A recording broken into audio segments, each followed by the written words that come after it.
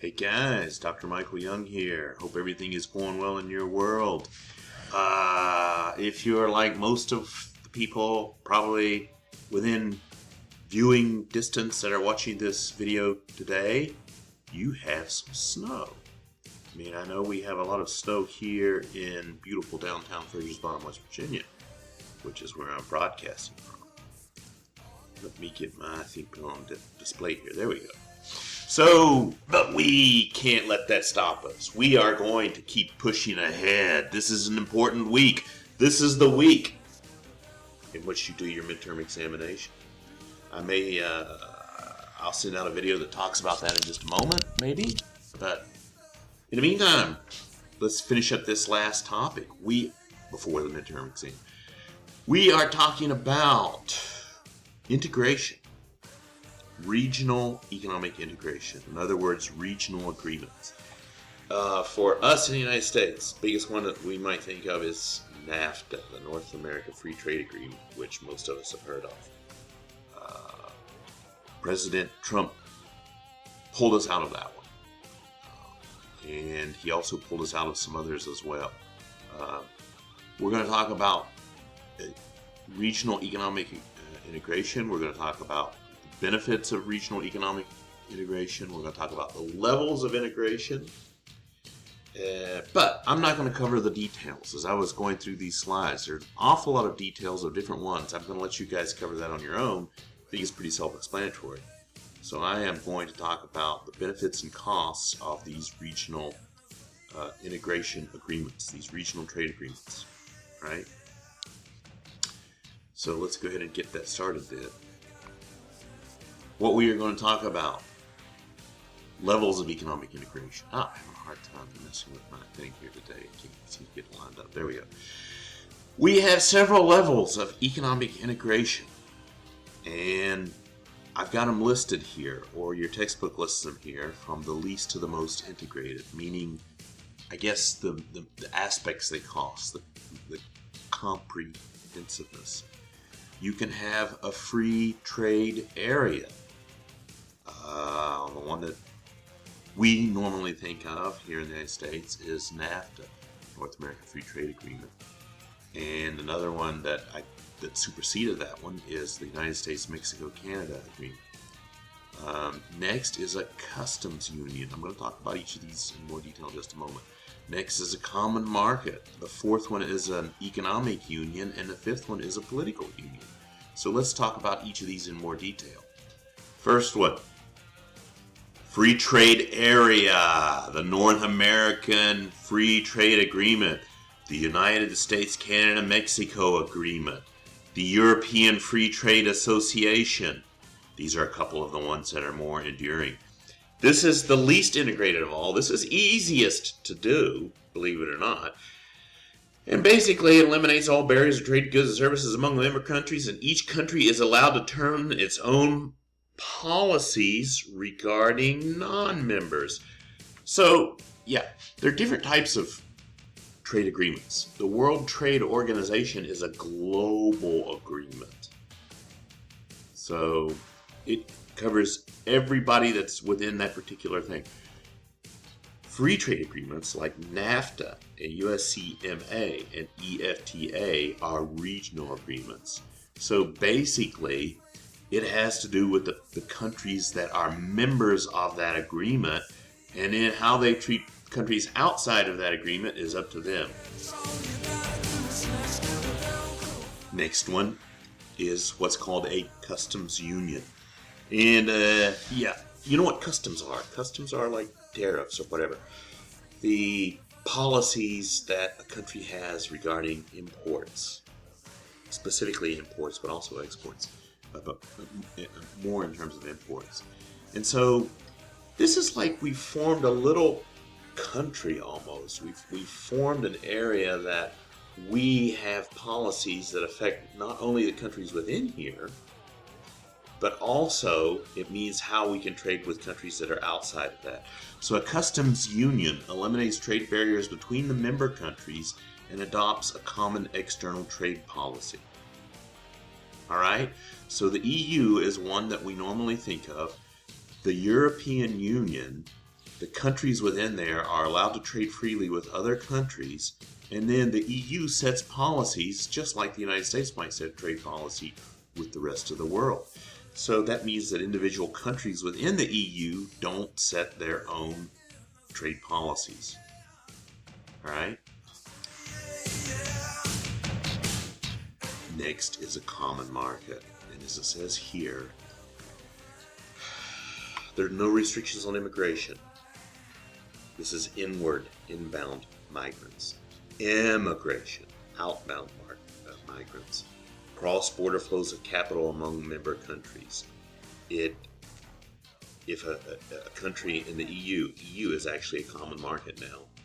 Countries are allowed to freely, remember we say foreign direct investment, are allowed to invest in other countries freely without any barriers. It's hard. It requires harmony, cooperation on fiscal, monetary, and employment policies. As you can see, one problem with this is that countries feel like they're giving up some of their own their sovereignty, and it's part of the reason that you might have heard of Brexit. Whenever Britain pulled away from the EU, Britain exit Brexit, and one of the arguments was that they didn't want to give over their policies to an authority greater than the UK. They believed that it destroyed the UK's sovereignty. It was also an argument that the Trump administration made in pulling the United States out of NAFTA, out of some other agreements, because this was thought to be an attack on the U.S. Political and economic sovereignty. And the reason that Europe came up with this was really to counter the United States, because you may be aware of this if you've taken your American government course. If you've taken an American government course here at West Virginia State University, you may realize that states are not allowed to have policies that would reduce imports from other states.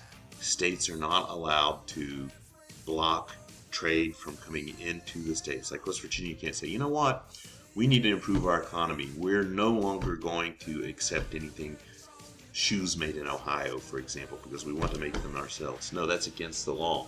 It's the interstate trade is protected as part of the U.S. Federal framework. So Europe, they set this up because they were wanting something similar. It's very powerful.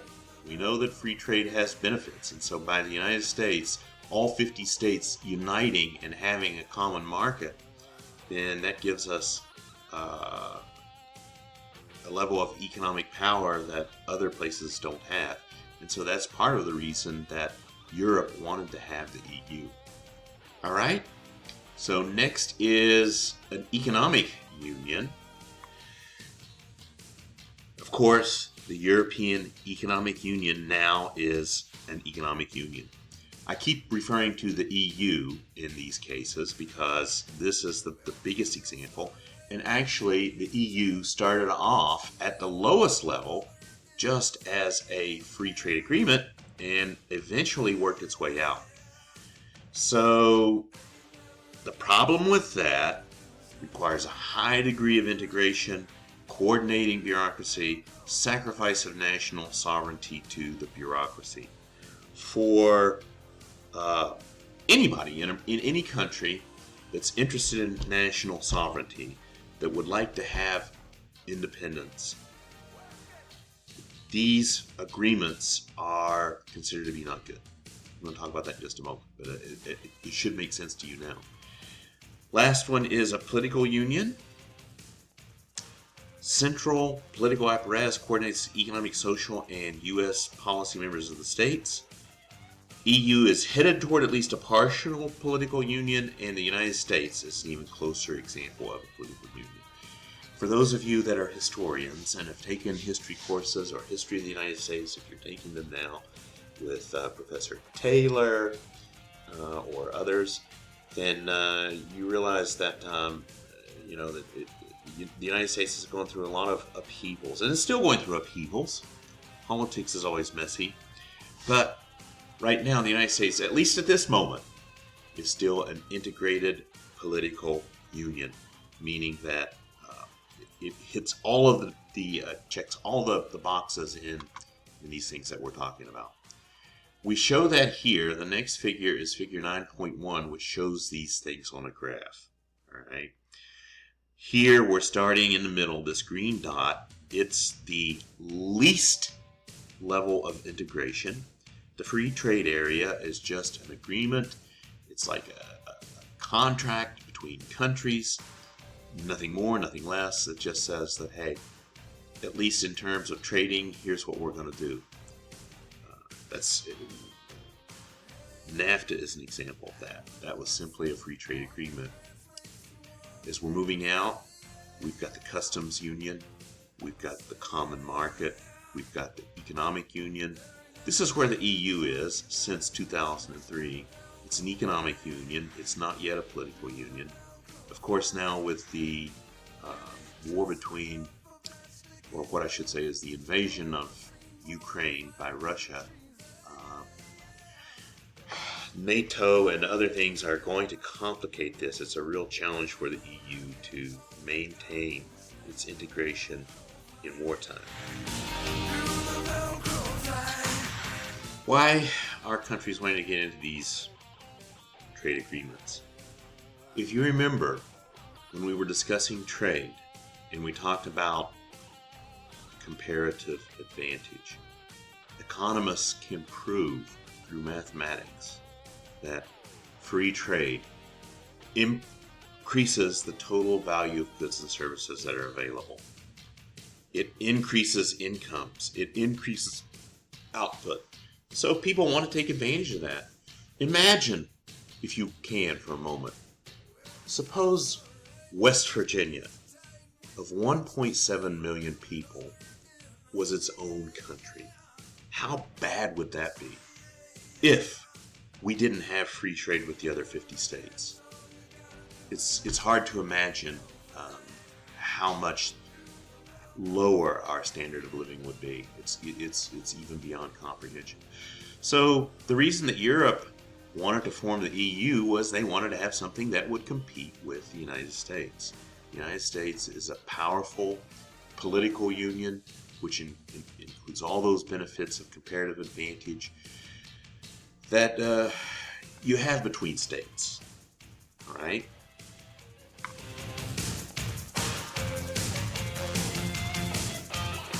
If you have integration, regional integration, now we're talking about countries again, it makes them more dependent on each other, promotes political cooperation. One of the main reasons is that it reduces the likelihood of war and violent conflict.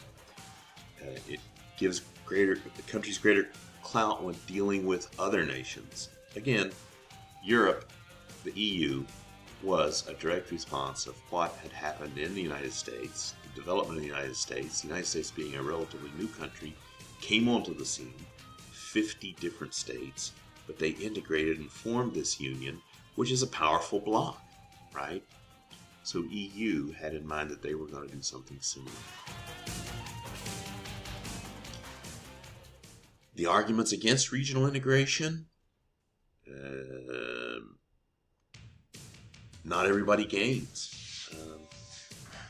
Remember we talked earlier about West Virginia. Has West Virginia benefited from what's happened globally, the globalization that's taken place? It's not a clear-cut answer one way or the other.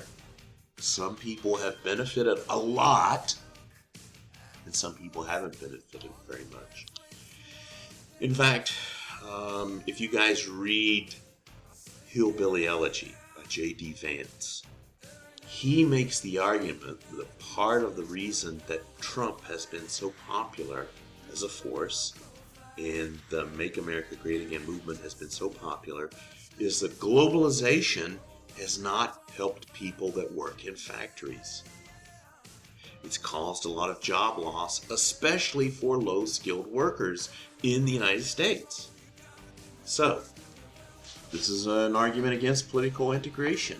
It comes on the backs of some people. Some people definitely benefit and some people don't. It also implies a loss of national sovereignty. Nobody likes the idea of giving up their ability to make decisions to a larger group. I mean, we can even see that politically right now. In the case of the United States, people don't like agreeing to the terms of a group decision, right? And so as the bigger is that group, the less the individual has sovereignty. And so this was a big argument for the United States pulling out of the NAFTA agreement, pulling out of the other agreement with Japan and Southeast Asia, because it implies loss of national sovereignty. Alright guys, that helps my camera to move sometimes. That's all we're going to do today. Listen, I hope everything is going great in your world. Hope you're ready for the midterm exam. It's coming up next week. Let me know if you have any questions. Stay awesome.